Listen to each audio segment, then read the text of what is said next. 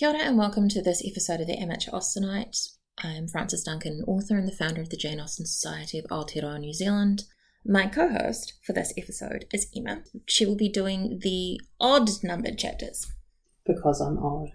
Oh, that's a nice way to go. Chapter 1. Catherine is too ordinary to be heroine, but looks like she's going to be one anyway as she's off to Bath with the Allens. Jane Austen starts off with a very big joke about the fact that heroines are supposed to be a particular way, and Catherine is very not that way. Anyone who'd ever seen her in her infancy would not have supposed her born to be a heroine. Her parents are both alive, they're nice, her father has money, her mother is pretty normal, she comes from a big family, they're all pretty boring, really. She likes playing sports, and she isn't very girly until she gets a little bit older. She's not incredibly smart. She's not necessarily stupid, but she's not quick on it. She's not in any way accomplished. She's not musical. She can't draw. She's not pretty. There haven't been men around the neighbourhood for her to fall in love with. No baronets or lords or accidentally reared children who were left under bushes, which Jane Austen actually puts in one of her juvenilia. She puts a child found under a bush. Yeah, there's a child found under a bush in one of the juvenilia. And then at some point when the child is about 20, the people who have been raising her realise that actually she was their child to start with. They just forgot. I remember that.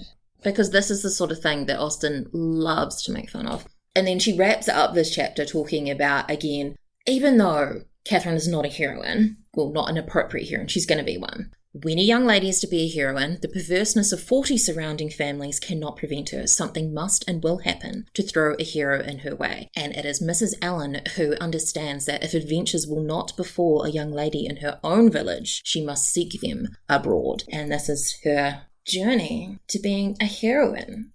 So I think this is a hilarious chapter. It tells us what a Gothic heroine is supposed to be like. So you don't need to have read a whole bunch of Gothic novels before you read Northanger Abbey. And she's also helping you to identify with Catherine's ordinariness, because probably the reader is also just quietly a bit ordinary too. It's funny how books have gone a different way with what they refer to as the Mary Sue character, which is a self-insert. There's not much happening with the character, so you can just pretend that character is you. That's theoretically the appeal of Harry Potter, that Harry himself is not extraordinary. Yeah, it's more circumstance, isn't it? Oops. Oh well, guess I'm a hero. There's a joke about the name Richard. This may be a reference to Richard Crosby, the publisher who bought the manuscript but did not publish it. If that is the case, then this was one of Austen's later edits. Got an annotated copy. I love annotated. They don't seem to do that so much anymore. It was really big in the 1930s to the 1960s. They would get kind of Oxford professors to write little notes. My note says that the Richard is a family joke. And in a letter to her sister Cassandra in 1776, i.e. well before. It can't be 1776. She was born in 1775. That's a good point. And it's not going to be 1876 because she's well dead. Well, I'm just telling you what's in here. So maybe it was like 1796. I'd accept. Anyway, in a letter to her sister Cassandra, in a year yet to be confirmed, she writes, Mr. Richard Harvey's match is to be put off until he has got a better Christian name, of which he has great hopes. God, she's so funny. So it may be that the Richard thing predates the publication issue. Tell us about the publication issue. I don't have the facts directly in front of me, but from what I recall, it was supposed to be published in 1803 by Richard Crosby. Jane Austen had sold it for £10, at that point entitled Susan, because Catherine's name was Susan, and it was advertised, but it never got published. And she was pissed. When she was living in Southampton, she wrote a letter to him saying she was the author, and she signed it Mrs. Ashton Dennis, so she could put Mad as the initials, Well, that's what everybody assumes is the joke, and probably yes, considering it's Jane Austen. She told him, look, if you're not going to publish it, I can find someone else to publish it. Or if you've lost it, I can give you another copy. And he wrote back saying, no, we bought this. You cannot publish it. If you want it back, give us the £10 back. She didn't have £10 kicking around to get it back. But much later, her brother Henry bought it back in, I think, 1816, because there's a cover note that talks about 13 years being changed from when the book was originally supposed to be published. So that would make it 1816, which is the year before she died. And Henry, with a flourish, they say, said to Richard Crosby that, as he bought it back, this is by the author of Pride and Prejudice, by the way, because she was quite popular. But as all of her novels were published under a pseudonym, a lady, rather than Jane Austen, you wouldn't necessarily know. I suppose anyone could claim to be the author. But Northanger Abbey was not actually published till after she died. The date on the fly cover, whatever you call it, was 1817, which is the year that she died. She died in July and it was published in December, but realistically, most people tend to think of it as 1818 because that's when it really was out there. It was published at the same time as Persuasion, which was her last completed novel. Some people think that she might have done more work on it because it's quite short. They were published together with a biographical note written by Henry, where the myth of the gentle, quiet Aunt Jane started, because they wanted her to be a good Christian woman and all of this. But if you read her books, read between the lines and read her letters, you discover that actually she was never very nice and quiet. She had a bite, and I like that about her. So as we are doing this series, I'm going to be referring to some notes that were taken by members of our reading group that we read Northanger Abbey together and discussed online. One of them said that the Richard joke reminds her of Richard Musgrove in Persuasion, who had never done anything to entitle himself to more than abbreviation of his name, Dick. I don't know if it had the same connotation at that time. You know, you can say someone's a bit of a dick. Yes, I wonder when the negative connotations of the word dick started. I feel like that must be old. Yeah, like if it was a thing, Jane Austen would have been making that joke. So the thing you were saying about the academics having all the annotations in the novels, right? You have end notes with, this is what this means, which is great. We need the context because obviously 200 years later, context has changed a lot. We need those notes. I think the difference being that in the 1930s, etc., when those books were being published with all the annotations, Jane Austen was a very literary figure and she was owned by the academics and the universities. It's only really been since 1995. The BBC Pride and Prejudice adaptation was the thing that started this sort of Austen mania throughout the world, and there were, I think the UK Society may have already existed, but the other ones didn't necessarily, and Austen became something for the people rather than for the academics, and this is something that is really important to me. I want Austen to be accessible, because I think she's so funny and there's so much depth in there, and people shouldn't be scared just because some lecturer somewhere, they have a certain view on Jane Austen. I think it's perfectly acceptable to have your own views on Jane Austen as well.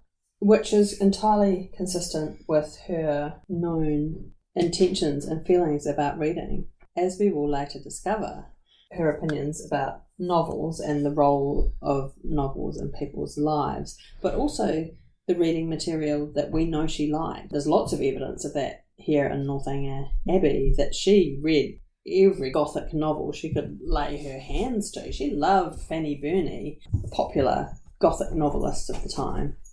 She was not highbrow. And when this was published, it was not considered great literature either. It's a novel. And novels, as you said, we will discover later, were a bit disparaged during this period. If it's not a biography or a history, why would you be wasting your time with such a thing? You were mentioning earlier how Austen is so good at recalling sensations from when she was a child. This line, "The day which dismissed the music master was one of the happiest of Catherine's life." We know that Jane Austen loved music, She played the piano every day. That was one of her things she did in the morning. She prepared breakfast and played the piano while everybody was in bed, when she wouldn't bother them. There was something, obviously, that she really disliked, and when she no longer had to do it, that sense of release. Jane Austen's making another joke about she draws hens and chickens, all very much like one another, because hens are chickens. They're just girl chickens. Roosters are boy chickens. I literally Googled that, but then also houses, trees. Doesn't that just mean people who are not particularly competent at drawing don't draw very accurately? They talk about her looking after some of the younger kids because being the oldest girl, but then as she goes into her teenage years, she starts to be more acceptably girly, although they say her complexion improved, and I feel like that is a lie because when you're a teenager, it goes the other way. Jane Austen comments that she was sallow as a child. Doesn't sallow mean yellowish? Yeah. And later, Isabella uses the same word to describe James. She prefers a sallow. I prefer a sallow, but to us, it's so obvious why she's saying that. It's also potentially that the meaning of the word sallow has changed a little bit because now we think of it as sickly. Yeah. But during this period in time, perhaps you wouldn't because a tan was not healthy during that time. Technically, a tan is not healthy now, but it's seen as healthy. Potentially, sallow skin was just... How pale were you? I think maybe she just got more fashionable skin. Looked a bit more like porcelain with a bit of pink blush. And she looks almost pretty. I've got a real soft spot for Mrs. Morland, as you comment, perhaps because Mrs. Morland is the mother of teenagers. There's a beautiful line here, her mother and father remarking on her personal improvement. Catherine grows quite a good-looking girl. She is almost pretty today. And that makes Catherine super happy. She's gone from being plain to being almost pretty. It says something about being raised female, I think, that we want to hear that. We want people to tell us that we're pretty. Or at least I do. What is your experience? I think we'd have to have a social experiment in which there was an absolute vacuum, because maybe we only want to be told we're pretty because other people are pretty. If prettiness were not valued by anyone anywhere, you probably wouldn't care. Interesting. But there has never been, to my knowledge, a civilization which did not value prettiness, so we will never know. Some editions note that the mention of baseball is the first published edition of it, but also I have read that the earliest known reference to baseball is in a 1744 children's book called A Little Pretty Pocket Book. We'll call it an early reference to baseball. We are introduced to her love of books. Provided that they were all story and no reflection, she never had any objection to books at all. That actually is how I like to enjoy books too. I feel like you're making me think too much. I'm not into it. I like both story and reflection. You're reflecting on a book right now. Okay, maybe I was wrong. Yes. Reflecting on a book and reading a book which contains reflection are two different things. I feel like what she's referring to here is when it's the reflection, it's the kind of books that are teaching young ladies how they should behave. That they're trying so hard to be a moral story rather than just, hey, here's a good story. Yeah, I bet Fordyce's sermons full of reflection. I also thought of Fordyce's sermons. But, you know, it is a collection of sermons, not a story. And then there's a bunch of quotations, which I'm sure were really funny for people at the time, but I'm just, not really interested. She's lucky enough to be friends with Mrs. Allen, who appears to be the wife of the chief property owner in the area. We know that Mr. Morland also has property. He has 2 livings and he has, or at least money of his own. So it's a little unclear. You wouldn't normally expect a clergyman to have much money, but it's made very clear that he has money and he's got 2 livings. So you can't see her coming from like a poor background. She's got enough money to go horseback riding. But I imagine the 10 children keep him in the country too. Can't really justify gallivanting off to Bath for the benefit of one 17-year-old daughter when you've got 9 other children at home. There are no eligible men, basically, in her neighbourhood. No one's ever been in love with her, and it doesn't appear that there are any eligible men, including someone who is reared and supported after being accidentally found at a door, which is kind of a trope. Think of Heathcliff in Wuthering Heights. That's the kind of book that Austen is parodying, which, when you think about how much the Brontes dislike Austen, it makes sense because she makes fun of the sort of things that they think are essential in a novel. Drama. Yeah. All the drama. You notice that in Austen, a lot of the drama happens off page. You don't get to see it. You get to see the ramifications of it, but you don't see the drama itself. And that is our discussion of Chapter 1 of Northanger Abbey by Jane Austen. I'm Frances Duncan. This has been Emma. Thank you for listening, and we wish you happy reading. I'm Frances Duncan, author and the founder of the Jane Austen Society of Aotearoa New Zealand. I have to keep trying to say it in that order because I really want it to be jazz hands and then be jazz hands.